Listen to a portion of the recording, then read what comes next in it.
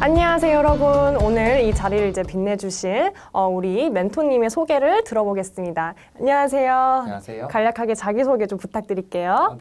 저는 연세대학교 화학과에 17년도에 입학해서 현재까지 재학 중인 김현석 멘토라고 합니다. 반갑습니다. 와, 연세대 화학과에 재학 중이신 우리 현석 멘토님. 그만큼 학창시절에 공부를 많이 하셨을 것 같은데, 그래도 공부를 하시면서 좀 어려우셨던 부분이 있었더라면, 어떤 어려운 부분이 있었고, 또 그걸 어떻게 극복하셨는지, 좀 구체적인 사례를 좀 들어볼 수 있을까요? 네, 저는 아무래도 기숙사 고등학교를 갔던 게 제일 기억에 남는데요. 기숙사 고등학교를 가면서 뭐든지 다 결정을 스스로 해야 되는 게 되게 처음 있던 일이어서 어떻게 공부하지? 이런 고민을 처음에 되게 많이 했던 것 같습니다. 아, 네, 그렇군요.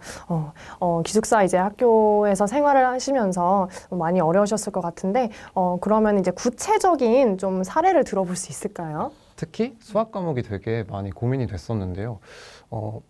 그냥 어떻게 많이 풀면 다 해결될까라고 생각을 했는데 그게 맞을까라는 고민도 있었고, 그래서 그걸 좀 해결하는 방법으로 오답노트 이런 것들을 많이 활용했던 것 같습니다. 네, 맞아요. 수학 과목에 있어서 이제 학생 여러분들이 오답이라는 과정이 참 버겁게 느껴질 수도 있고 좀 형식적으로 느껴질 수도 있는데, 그러면 이제 오늘 이 자리에서 현석 멘토님께서 여러분들이 조금 더 구체적으로, 그 다음에 조금 더 쉽게 오답을 할 수 있도록 많은 꿀팁들을 준비를 해오셨어요. 이제 들어보겠습니다. 이제 오답에 대한 저만의 팁들을 정리해서 알려드리려고 하는데요. 먼저 이제 오답을 왜 처음에 하게 됐냐면, 보통 이제 수학 공부를 할 때 제일 많이 하는 생각이 그냥 많이 풀면 다 해결되는 거 아니야? 라고 생각하는 경우가 되게 많았던 것 같아요. 저도 실제로 그랬던 것 같고. 근데 사실 수학 공부는 많이 푸는 것도 중요하지만 정확하게 내가 이걸 알았나? 모르고 있나? 이걸 확인하는 과정이 되게 필수적인데, 그게 다른 게 아니라 오답을 활용하면 그게 제일 효과적으로 알 수 있었던 것 같습니다. 그래서 오늘은 제가 했던 오답 방법들에 대해 조금 소개를 해드리려고 하는데요. 먼저 오답으로 배우기라는 제목으로 제가 이런 자료를 준비를 해왔는데요. 한번 볼까요? 일단 오답 노트를 한다는 것부터가 오답이 뭔지를 알아야 할 수 있겠죠. 오답하면은 보통 그냥 틀린 문제가 오답이지 정도로만 생각을 하는 친구들이 많은데, 그럼 찍어서 맞은 문제는 어떻게 해요? 근데 계산 실수는 맞은 거 아니에요? 이렇게 생각하는 친구들이 되게 많을 거예요. 그래서 정확하게 오답이라 함은 내가 정확하게 이 개념을 알고 올바른 답을 이끌어냈다면 그건 맞는 풀이고 넘어가도 괜찮은 문제지만, 찍어서 풀었거나 이럴 것 같은데 하는 느낌으로 감으로 푼 문제는 꼭 다시 봐야 된다는 거. 그런 거를 생각하면서 오늘 내용을 들으면 조금 더 유익할 것 같아요. 그래서 오답이라고 하면 그냥 다시 풀어서 채점하고 다시 풀면 맞으면 끝 아니에요? 라고 생각하는 경우가 많지만, 조금 더 세분화해서 쪼개서 생각해보면 오답이라는 게 과정이 되게 복잡해요. 처음에 문제를 풀 때는 문제 읽고 식을 세우고 문제 풀이까지 진행하고, 그리고 채점을 하고 나서 그 다음에 다시 풀면 오답이에요 라고 하는 친구들이 많지만, 첫 번째 1차 오답, 피드백, 재풀이, 그리고 그걸 다시 재오답하고 또 피드백하고 또 그렇게 남은 것들을 모아서 정리하는 복습 과정이 복습하고 난 뒤 남아있는 나만의 핵심을 정리하는 것이 오답의 과정이라고 할 수 있는데요. 처음에 오답의 과정을 보면 너무 복잡해서 오늘은 조금 더 1차 오답과 피드백 과정에 집중해가지고 설명을 한번 해보려고 해요.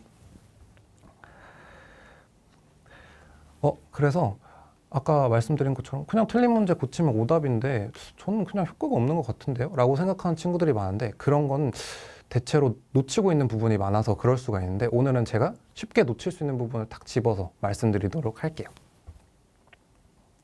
그래서 여러 가지 키워드를 좀 찾아왔는데, 첫 번째 키워드는 찾자입니다. 찾자. 보통 이제 흔히 학생들의 문제집 상태를 보면 뭐 이런 상태죠. 그리고 딱 지금 이 타이밍이 오답의 시작이다 라고 생각하는 친구들이 되게 많을 거예요. 하지만 이게 가장 먼저 많이 하는 실수입니다. 오답이라고 하면 다른 것보다 내가 이걸 왜 틀렸지?를 판단하는 과정이 다른 과정보다 되게 중요한데, 지금 보면 내가 이전에 풀었던 풀이가 다 지워져 있는 흔적밖에 안 남아있죠.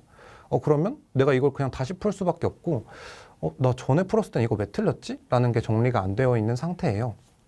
그렇기 때문에 오답이라는 것은 내가 풀었던 과정을 다시 살펴보면서 내가 이것을 왜 틀렸지? 하고 원인을 찾아내는 과정이 꼭 필요하고, 그렇기 때문에 풀이를 쓸 때도 내가 한 2시간, 이틀, 일주일 뒤에 이 풀이를 다시 봐도 아, 내가 지난주에 이렇게 생각해서 이 줄을 적었었지. 그 다음 주는 이것 때문에 이런 식으로 적었었지 하고 확인할 수 있을 정도로 깔끔하게 쓰는 습관이 중요하다는 거 또 말씀드릴 수 있을 것 같아요. 그러면 풀이를 지우지 않아야 된다는 건 알겠는데 그럼 그 속에서 제가 어떻게 틀렸는지를 어떻게 찾아요? 라는 게 두 번째 내용이겠죠. 원인을 분석하자입니다. 내가 쓴 풀이를 보고 내가 전에는 왜 이렇게 풀었지? 이렇게 풀었는데 왜 틀렸지? 라고 확인하는 과정이 필요한데 그럼 남아있는 풀이를 토대로 우선적으로 원인을 분석을 해야 돼요. 내가 한 줄 한 줄 이 풀이를 보면서 내가 지난주에는 왜 이렇게 썼지? 이것 때문에 이렇게 썼구나. 그 다음 줄로 넘어갈 때는 이것 때문에 이렇게 넘어갔지. 이런 식으로 하나하나 점검하다 보면 나 이 부분에서 지난주에 왜 이렇게 풀었지? 하고 내 실수를 발견할 수 있거나 혹은 문제에 이렇게 써져 있는데 내가 잘못 생각했구나 하고 발견할 수 있는 경우가 많아요. 이런 경우에는 이런 원인 때문에 이 문제가 틀렸구나 하고 정리해 두는 것이 꼭 필수적이고 그런데 보고도 모르겠으면 어떡해요? 저는 제 풀이가 맞았다고 생각하는데요? 라고 생각하는 경우도 있을 거예요. 그런 경우에는 우선적으로 여러 가지 방법이 있겠지만 답지를 활용하거나 선생님 혹은 친구들한테 도움을 요청하는 게 제일 좋은 방법이었던 것 같아요. 답지를 활용한다는 것은 내 풀이가 분명 맞았는데 왜 틀렸지? 라고 하는 상황에서 답지의 풀이를 펴놓고 함께 비교해보면서 왜 갑자기 여기서 이렇게 넘어가지? 하는 지점들을 좀 구체적으로 체크하다 보면 이것 때문에 틀렸구나 하고 확인하게 되는 과정이 보통 많고 근데 저같이 답지를 보는 게 너무 싫어요. 답지 보면 제가 푸는 것 같지 않아요. 하는 친구들은 친구들이나 선생님의 도움을 받을 수 있을 것 같아요. 친구들이 알려주면 답지 보는 거랑 똑같은 거 아니에요? 라고 생각할 수 있는데 반대로 한번 생각해 보세요. 내가 이 문제를 친구들한테 한번 설명해 보지 나는 이 부분 때문에 이렇게 풀었고 이것 때문에 이런 식을 했고 이 식을 정리하면 이렇게 나와 라고 이 풀이를 내가 설명을 하다 보면 듣고 있던 친구가 그렇게 되면 너 이것 때문에 말이 앞뒤가 안 맞는데 너 이러면 이 문제 조건에 위배되는데 하고 잡아주는 경우가 있다 보니까 친구들의 도움을 찾아서 내 풀이가 잘못됐구나 여기 부분을 놓쳤구나 하고 확인할 수 있던 점이 되게 컸던 것 같습니다. 혹은 친구도 함께 해결하지 못하는 문제의 경우에는 선생님의 도움을 받는 것도 되게 효과적이었던 것 같아요. 다음으로는 그래서 나오는 이런 문제를 분석하다 보면 오답이라는 게 그냥 틀렸지 뭐 이유가 있어? 라고 생각하는 친구들이 많겠지만 실제로 여러 가지 이유로 많이 틀리고 있다는 걸 정리해보면 알 수 있을 거예요. 그냥 뭐 계산 실수지? 했던 것들도 생각보다 여러 번 반복됐을 수도 있고 맞다 내가 문제 첫 줄을 안 읽었다. 이거보다 큰 건데 작은 걸로 읽었네? 하고 문제를 잘못 읽는 경우도 있고 얘 뭔 소린지 모르겠는데요? 라고 하는 경우도 있고 이거 그 식이 뭐더라? 이런 느낌으로 아예 식이 기억이 안 나서 못 푸는 경우도 있어요. 그냥 뭉뚱그려서 오답이라고 하지 말고 이런 것들을 정확하게 이래서 틀렸다 다 유형을 정리해 나가면서 하면 조금 더 오답을 하는데 수월함을 느낄 수 있을 것 같아요. 그럼 찾으면 그 다음에 그냥 풀면 끝이에요? 라고 생각하는 친구들을 위해 마지막으로 꼭 강조하고 싶은 내용이 이 정리하자인데요. 내가 오답의 원인을 찾아냈으면 이것 때문에 틀렸구나 알아냈네 하고 넘어갈 게 아니라 꼭 그것을 문제 어딘가에 적어두는 걸 추천합니다. 보통 이제 저는 여러 가지 방법 중에서도 여기 나와 있는 사진에 나오는 방법으로 많이 활용을 했는데요. 모의고사의 경우에는 아무래도 시험지에 직접 푼 거에 오답을 하는 경우가 많다 보니까 얘네를 그럼 모의고사 문제를 다시 잘라서 붙이고 이러면 너무 오래 걸리는데? 라고 생각하는 친구들이 많고 저도 그랬던 것 같아요. 그래서 시간도 줄이고 귀찮음도 좀 줄이고자 모의고사의 경우에는 모의고사에 바로 오답 노트를 하지만 그럼 모의고사 한 거 안 모아둬요? 라고 하는 친구들을 위해서 모의고사 자체를 모아두고 이 문제를 쉽게 찾을 수 있도록 문제 자체 그리고 오답을 한 부분에 크게 형광펜으로 네모 박스를 쳐놓으면 그냥 페이지를 확 넘기더라도 눈에 쉽게 띄기 때문에 조금 더 자주 볼 수 있게 됐던 것 같아요. 지금 보면 여기 아래 초록색 글씨로 개수를 셀 때는 양끝을 주의 처럼 내가 이 문제를 틀렸을 때 왜 틀렸는지 그리고 놓친 부분이 무엇인지를 간단하게 한 문장 정도로 키워드로 정리해서 놔두면 이 문제를 딱 보고 다시 복습할 때 나 지난번에는 이 부분에 놓쳤구나 다음 문제에 이런 부분이 있다면 꼭 주의해야지 라고 넘어갈 수 있었던 부분이에요. 옆에 있는 건 포스트잇이라고 불리지만 조금 더 정확한 명칭으로는 포스트잇 플래그라고 불리는데요. 포스트잇 플래그는 이제 우리가 흔히 페이지 표시해야지 이런 느낌으로 책의 위쪽이나 오른쪽에 되게 많이 표시를 해놓죠. 이걸 어떻게 활용하냐면 오답을 한 문제들을 그냥 이거 오답했지 하고 넘어가고 책에 안 모으다 보면 되게 힘들겠죠. 마찬가지로 책의 상단이나 오른쪽에 내가 오답했던 문제의 페이지마다 이 플래그를 잔뜩 붙여두면 내가 다음번에 복습할 때는 어디서부터 어떻게 해야 되지? 라는 생각을 하지 않고 바로바로 이 플래그 페이지를 펴면서 확인할 수 있었기 때문에 되게 좋은 점이 있었던 것 같아요. 저는 실제로 이걸 활용하다 보니까 책이 완전 고슴도치가 되고 꾸깃꾸깃해질 때까지 많이 봤던 것 같네요. 좀 정리를 하면서 오답 노트를 하는 것 자체가 내가 오답의 원인을 좀 판단하고 내가 이 문제를 왜 틀렸지를 확인하는 과정이 딴 것보다 사실 많이 놓치고 제일 중요한 과정이기 때문에 오늘 좀 그런 얘기를 해봤고, 어떤 방법으로 할 수 있을지, 그리고 오답을 했다면 어떤 식으로 정리해야 되는지에 대한 얘기를 조금 간단하게 했던 것 같아요. 오답을 하자고 하면 저도 처음엔 그렇게 느꼈어요. 오답의 중요성은 너무 다 잘 알죠. 너도 오답해라, 다른 선생님도 오답해라, 친구들도 오답해라. 너무 조언은 많이 드는데 너무 귀찮고 필요하지 않은 과정이라고 느껴지는 친구들한테는 오답 노트를 나 꼭 안 만들어 봐도 이런 식으로 할 수 있다라는 방법을 오늘 꼭 전달해 드리고 싶었고, 오답을 한다는 게 추가적인 공부를 하고 과제를 하는 느낌보다는 앞으로 내가 공부를 해야 되는 공부의 양을 줄이고 내가 정확하게 어떤 부분만 보면 해결이 되는지를 간추리는 과정이라고 생각하면 조금 더 수학을 공부할 때 오답을 하는 거에 대한 부담감이나 거부감이 줄어들 것이라고 생각합니다. 그래서 오늘 알려드린 방법으로 한번 오답을 하다 보면 생각보다 오래 걸리지 않네? 귀찮지 않네? 생각보다 효과적이네? 하는 긍정적인 반응들을, 긍정적인 경험을 얻을 수 있을 것 같아요.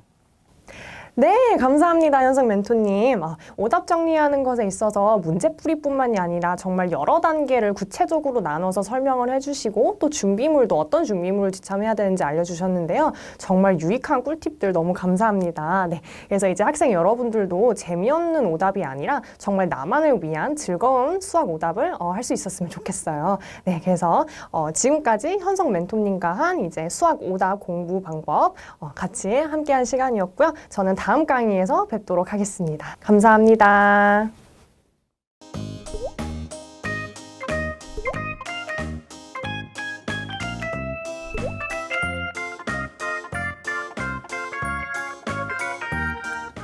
실제로 오답노트 하는 걸 예시로 보여드리면 과정은 이런 식으로 진행됩니다. 지금 문제 보면 풀이를 하고 채점까지 되어 있는 예시 상황인데요. 이러고 났을 때 딱 여기서부터 오답 노트를 시작하는 거예요. 지금 보면 풀이가 지워지지 않은, 내가 예전에 풀었던 잘못된 풀이가 남아있는 상황이죠. 그럼 이걸 보고 이걸 토대로 나는 이 식을 왜 이렇게 썼더라? 근데 왜 틀렸지? 하는 걸 찾아내는 과정이 필요합니다. 먼저 한 줄 한 줄 보면서 주어진 식을 뭐 정리했고 이런 식으로 했는데 자세히 읽다 보니 여기에 부등식 양 끝에 등호가 성립되기 때문에 그걸 고려해 줘야 되는구나 라는 풀이 과정의 잘못된 점을 확인할 수가 있을 것 같아요. 그러면 바로 내가 문제를 새로 푸는 게 아니라 예전에 써놨던 풀이를 보면서 이런 부분 때문에 내가 틀렸구나, 어떤 이유 때문에 틀렸구나를 확인할 수 있는 상황이죠. 원인을 찾고 나면 그 이후에는 자신이 썼던 풀이를 깔끔하게 지우고 올바른 풀이로 한번 다시 풀어보는 과정이 필요합니다. 지금 보면 다시 풀고 나서의 상황을 좀 알려드리려고 하는데요. 이렇게 아까 풀이를 지우고 새로 풀이를 해서 올바른 답을 찾았죠. 그렇게 해서 채점을 했을 때 다시 맞았다면 그러고 넘어가는 것이 아니라 저는 꼭 항상 표시를 해줬던 것이 몇 개 있습니다. 다음과 같이 새로 채점을 한 뒤에 이 문제를 그냥 놔두면 나중엔 다시 보고 찾기가 되게 어려울 거예요. 그래서 저는 어떤 문제집에 어떻게 놔둬도 조금 찾기 쉬울 수 있도록 크게는 두 가지 방법을 사용했는데요. 첫 번째는 문제 전체에 크게 형광펜으로 박스를 치는 겁니다. 지금 보면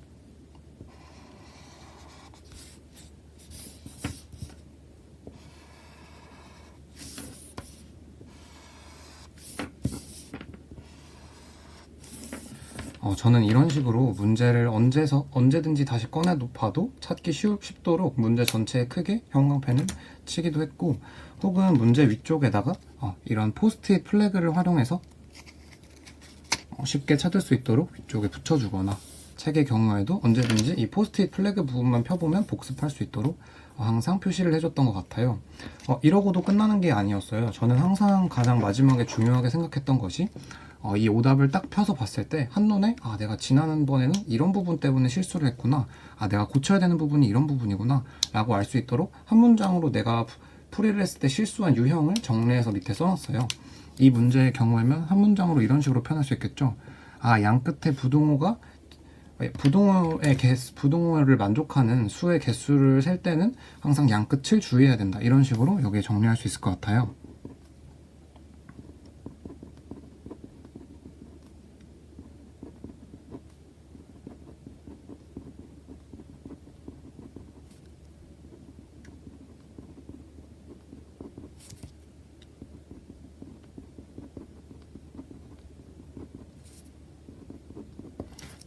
이런 식으로 한 문장으로 깔끔하게 써놓으면 다음번에 이 페이지를 펴자마자 문제를 봤을 때 아 맞다, 내가 지난번에도 부등식까지는 제대로 풀었는데 그거 개수를 잘못 셌구나, 양 끝은 항상 조심해야지 하고 좀 다짐을 하고 복습을 할 수 있는 편안한 방법이 되었던 것 같아요. 이런 방법을 하다 보면 모의고사의 경우에는 이런 식으로, 책의 경우에는 이런 식으로 포스트잇 플래그가 남아서 이 페이지만 쉽게 펴서 바로바로 확인해서 문제를 볼 수 있도록 만들어준 게 제 가장 중요한 과정이었던 것 같습니다.